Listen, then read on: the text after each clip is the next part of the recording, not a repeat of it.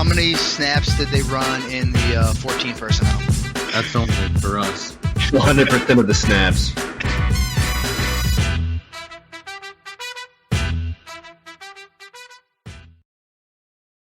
What's going on, everybody? Welcome in to Running Back Trade Targets Week 7.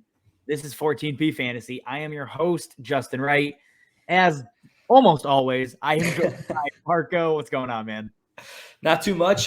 We talked about this before. I had some really hot sauce, the last dab from Hot Ones, and I've got the hiccups now. So I'm going to do my best to not hiccup during this video, but no guarantees.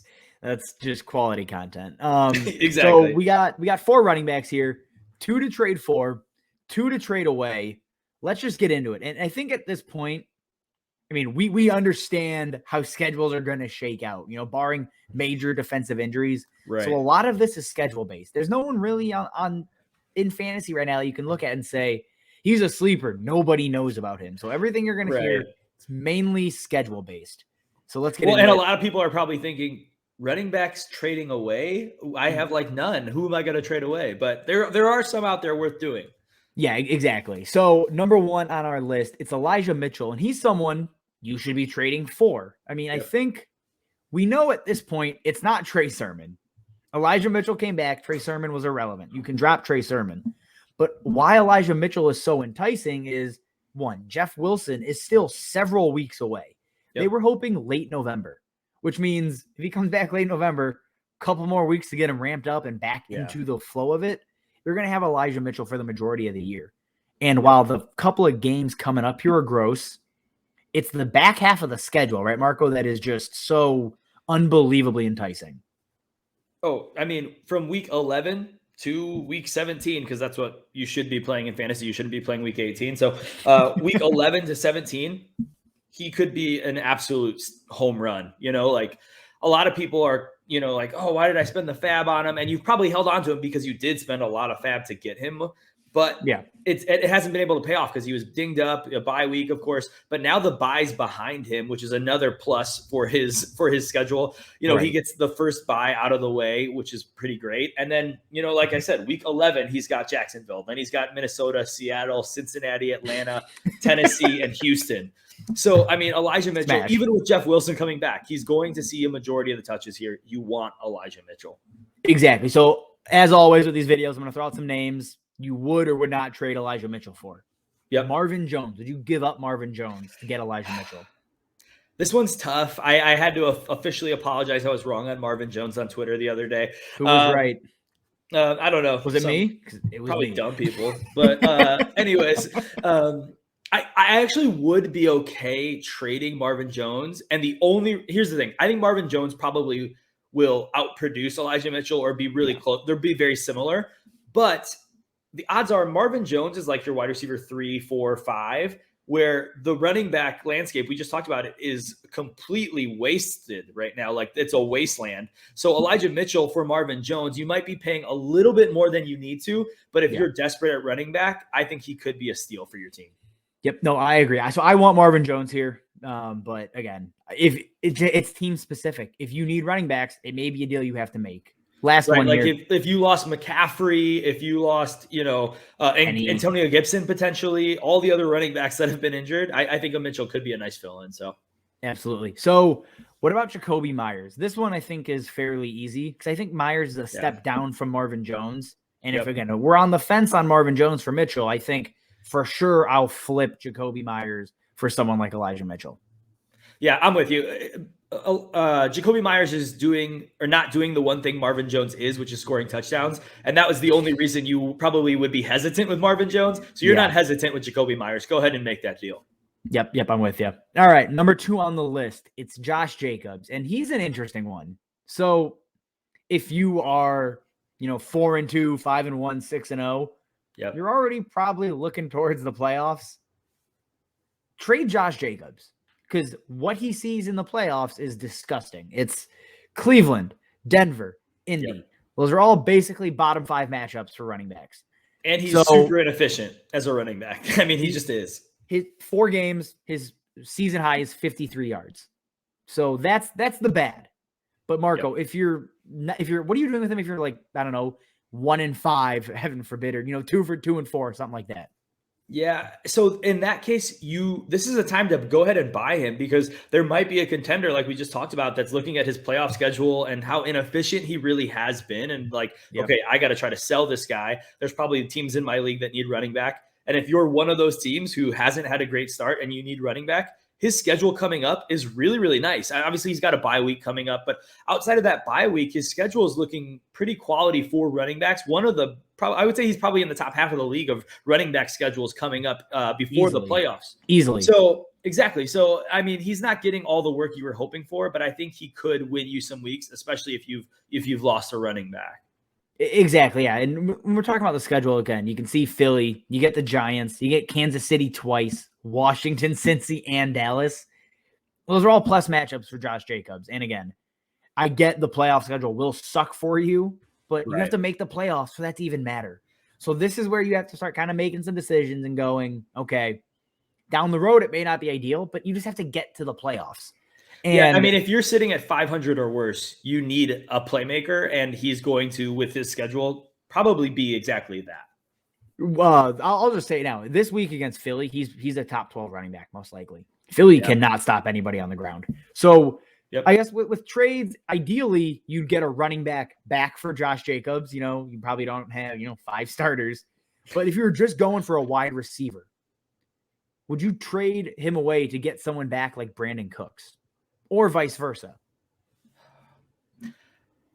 Honestly, I think it's very team dependent, of course. Always. But if you are in need of a running back and, like we've always talked about wide receivers just deep in general, it would suck to give up Brandon Cooks because of what he's been able to do production wise. But I would do it because like you said, if you're trading for Josh Jacobs, you're 500 or worse. So you need a running back. And you can fill in wide receiver here and there. And then if you're strong at running back or you're one of the teams who's got 2 losses or less, I would go ahead and trade Josh Jacobs now to get a Brandon Cooks because Brandon Cooks, I think, is going to be more consistent, which sounds insane, but more sustainable as well. Yeah, no, I completely agree. Again, all of these team specific, we're at that point in the year where it's no longer one size fits all on trades. And second one here, T. Higgins.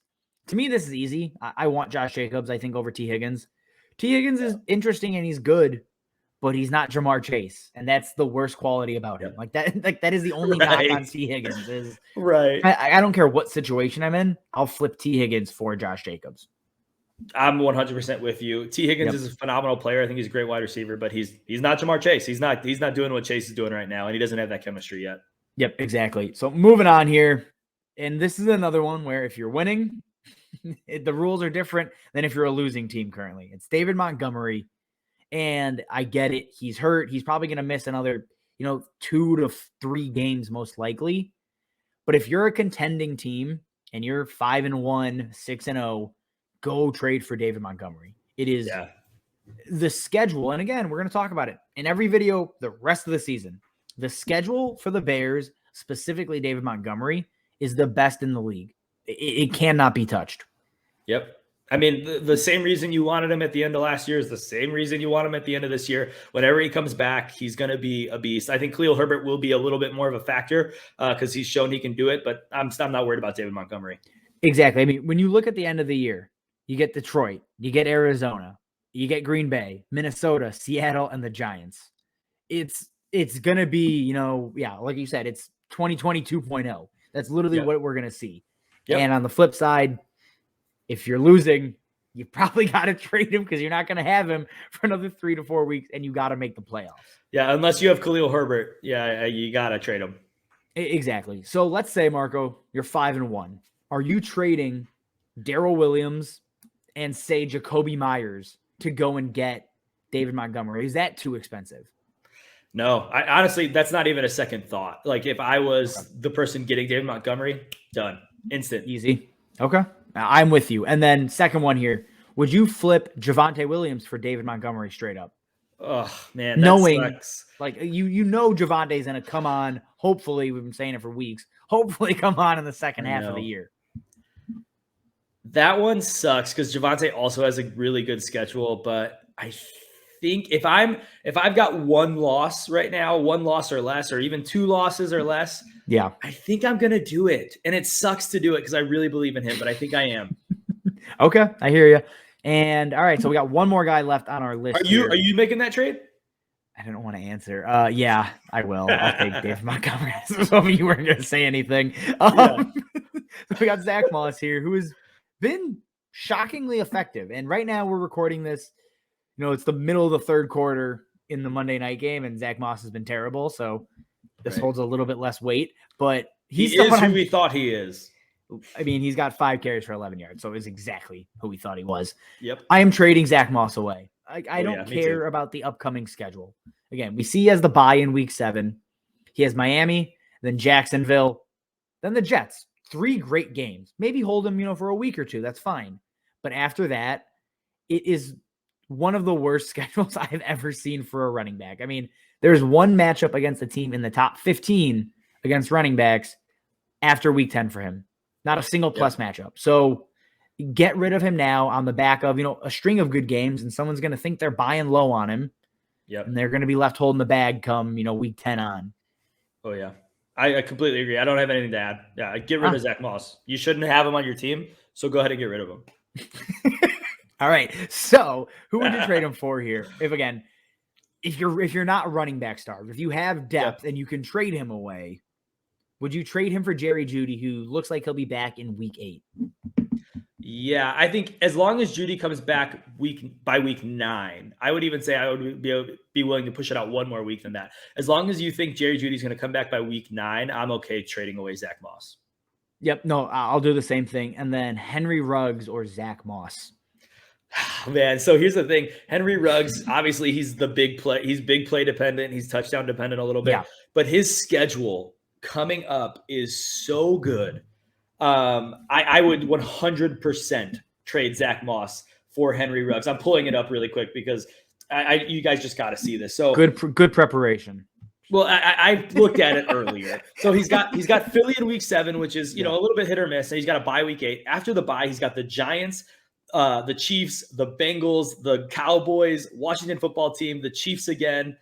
And then week 15, he's got Cleveland. Week 16 is Denver, but week 17 is Indy. So, he's getting you to the playoffs. I genuinely think Henry Ruggs could get you to the playoffs as a flex or a wide receiver too, even if you're hurting at wide receiver. I think he's got that kind of upside, and he looks like he could be something special the last stretch here. Yeah, no, I am with you, man. The schedule is everything for Henry Ruggs. He needs it because he's not going to beat difficult defenses, so he needs it, and he's going to get it. All right, guys, that is all we have for you. As always, thanks for watching. Subscribe to the YouTube. Drop trade questions, start sits, whatever you have. Marco and I will answer them throughout the week. Yep. Thanks for watching, and we will see you next time. Peace. How many snaps did they run in the 14 personnel? That's only for us. 100% of the snaps.